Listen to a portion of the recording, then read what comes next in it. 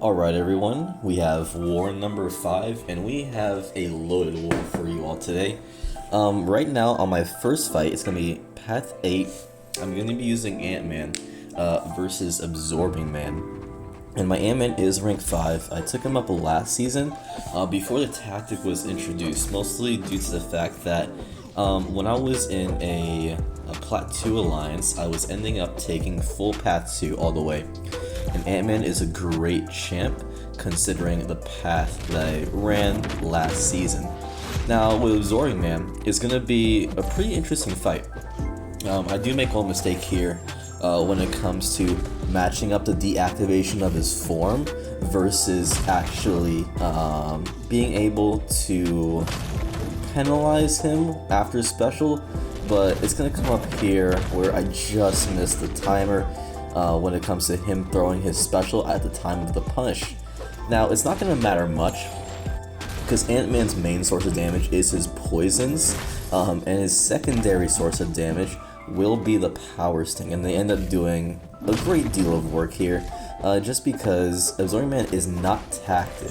So I want to do my best to be just as aggressive as possible, but at the same time keep up my essentially my PIM charges. But I'll be using more of Antman later on in the war, but for now we're just gonna go into essentially a diversity placement. This fight is gonna take around, I believe, 30 to 40 seconds, and so Massacre makes short work of the Spot. Spot has seemed to essentially seen better days, because most people now know how to counter his abilities, and he can really just be countered by literally any champ. All I have to do here is just get used to special animations, punish, and then Spot loses spots, and then when I have the Disorian up, it's going to be extremely hard for him to gain that again, just because of the ability accuracy reduction from Massacre's Disorient. Now, that was Path 8, all solos, perfect attack bonus, but now we have Path 5. Now, this is a usual placement here. Luke Cage is not buff immune, and so concerning this fight in particular, I'm just going to be dealing with the 60% damage reduction. Now, I wasn't sure concerning just how risky I wanted to play this matchup, because I took this fight in a few wars ago, and one of my officers was telling me that I was being too adventurous, let's say, or risky when it comes to pushing him over in SP2, and so I wanted to play a little safe, but at the same time do some of my own internal testing. And so what I chose to do was, I chose to essentially see, okay, how much damage will I take on block versus actually dexing. And so with that, the dex ended up essentially biting me in the butt, because I got the unlucky draw of him going unstoppable. But it's not going to matter too much. We take that combo, but at the same time, we were able to launch our SP3 and then finish the fight. And that's the most important thing, the solo. That tactic, or really that philosophy, will come into play in the next few fights. And so, ironically, even though Wong and even Chavez are great defenders like on their own, this tactic absolutely kills them. Because concerning the tactic itself, when every champ is able to place a wither, Wong, he essentially consumes one of his spells in order to negate the wither. And then on top of that, with Chavez, as long as you're able to place a wither on her, you remove one of her dimensions. And so the only really tricky thing I have to worry about Wong here is just being able to work around the ebb and flow node, essentially being able to intercept, and then on top of that, being able to control his power. Now here I do end up getting clipped, but since my Luke is ascended, I'm just going to tank that hit like a man. And so I'm just going to keep on hitting into them. I get the intercept. I'm thinking about launching my relic, but I'm just like, okay, we're going to launch it now, and then we're going to go into our SP3, but I want to like save some time because if you notice, I launched my SP3 right after I get back my indestructible boost. So even if Wong were to launch his SP3 here, I would have survived. But ironically, that didn't matter. Because with this Wong, he was, I don't know, the AI of this war is very, very unique, very interesting. Because they essentially gave me so many chances as to, okay, go ahead, finish on fight time, we will allow it. But we're going to take what we get with the AI and just run with it, and then we'll make those adjustments in the next war when it comes to just making the matchup as efficient as possible. Now, speaking of matchups, I'm using Antman on this Never Back Down, essentially debuff immune, ebb and flow knockdown, Manthing. Now, this is my first time taking this fight, and so with it, I was just wondering, like, okay, which rotation would be the best? Should I just go SP1 knockdown and then go to my SP3, or should I just go straight to SP3? And so here is where I decide, okay, I'm gonna go for the SP3.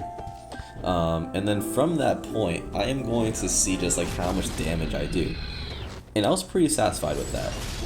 And so what I thought to myself was, I'm like, okay, if the SP3 does that much damage, I think I'm just gonna cycle SP3s, and then from there, I'll just be able to get the clean solo concerning getting out of the fight on time. Obviously, I got hit in the beginning, but really when it comes to that, Antman is rather tanky concerning his glancing, as well as the fact that with his debuffs, I'm running 3 out of 3 inequity, and so that is able to mitigate the damage even further. With Manthing, a lot of the champs end up being, when it comes to when I say a lot of the champs that are tactic, for the record, end up being an ideal counter for him, so there's not many nodes where he will excel on. It just depends on the placement and the paths beforehand when you're about to get to mini island, or really, I should say mini islands. I do, like I said, I do like the changes to the different mini islands. It forces a lot of players to be able to bring hazard counters, which makes sense as to why Kingpin is banned this, well, essentially blacklisted this season, because we are about to go to that hazard mini island now. And this next fight is going to be a rank 5 Rintrah, but it's not going to matter. I'm going to be using my rank 5 Luke. I will be getting another Wags from one of my alliance mates. Shout out to BG2. And so again, this will be my first time taking Rintrah, at least on this node. I usually see him on Ebb and Flow Intercept on Path 5 Section 2, but really the goal here is, okay, I know that Wong placed that Hex on me, so I have to account for the power gain, but at the same time, we have to be able to control Rintrah's charges. And so once I get into the groove of the fight, I'm just like, okay, as long as I'm able to reverse MD and then control Rintrah's specials, I'll be fine. Now, that's the first few layers. The second layer of this is, since Rintrah puts the neutralize on me, I don't want to chance tanking an SP3, because I don't know for 100% fact that if I'll be able to take an SP3 without my indestructible buff being neutralized. And so I just wanted to let my withers do the work, and if I do happen to place an exhaustion from my base abilities with Luke Cage, then that'd be great. The one mistake I do make, even though this SP3 does quite a bit of damage, I should have procced one of my exhaustions before launching it, because Rintrah's going to end up eating all of my exhaustions that I get from the SP3. But in hindsight, it's a very small logistical error in the sea of, okay, Luke is at 100% health. You're almost done with the fight. So just don't be so hard on yourself, because this is your first time. And that's the core of mentality that I have going into fights for the first time, because you start at a certain place, and then from that place you're able to improve upon it. Now, for those of you that have been subscribed to the channel so far, first off, thank you. And if you're not subscribed, please consider doing so, because I'll be trying to showcase some of the more underrated champions, specifically when it comes to war, because that's what I want to focus on and the niche I want to cover. And so I've taken this fight before, but last time I got kabanned. I got kabanned by timing out on Luke's SP3. So the PTSD was hitting hard this one, because ideally, if this was a normal fight, I would honestly just go to my SP3 and then tank Sassy's SP3. But since I was essentially having huge moments of PTSD during this fight, due to me being timed out in my first war on the same node, I told myself, okay, I'm not gonna launch my SP3 unless I know it's 100% going to kill in the first hit of the animation.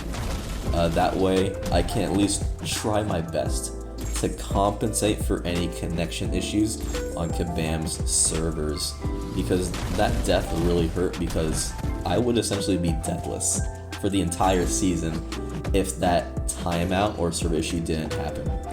And so I'm gonna do one more combo, and then from here, essentially the fight is over, and I'm hoping, I am praying that the server connection doesn't pop up, and luckily we get off scot-free. And that's gonna be the last fight with Luke Cage, but now I have a Mysterio on Stunning Reflection, and think of every mistake you can make possible in the Mysterio Stunning Reflection fight, and I made it. Because ideally, what I should have done was, I should have launched my SP1 as soon as the fight started, because the brute force is actually destroying me.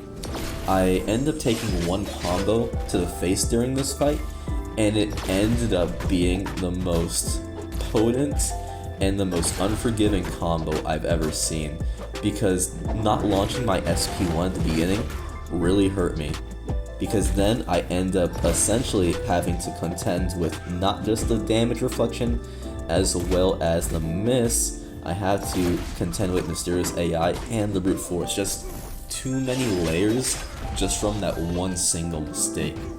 And so going back into this fight in the second half, once I'm at around like 17, below like 20%, I'm just like, okay, I'm not gonna die. I need to not make any more mistakes, and I need to ideally get the best AI possible. Stand your ground ends up saving me, and then Mysterio being so amazing when it comes to the AI being aggressive does not punish me when I hit into his unstoppable.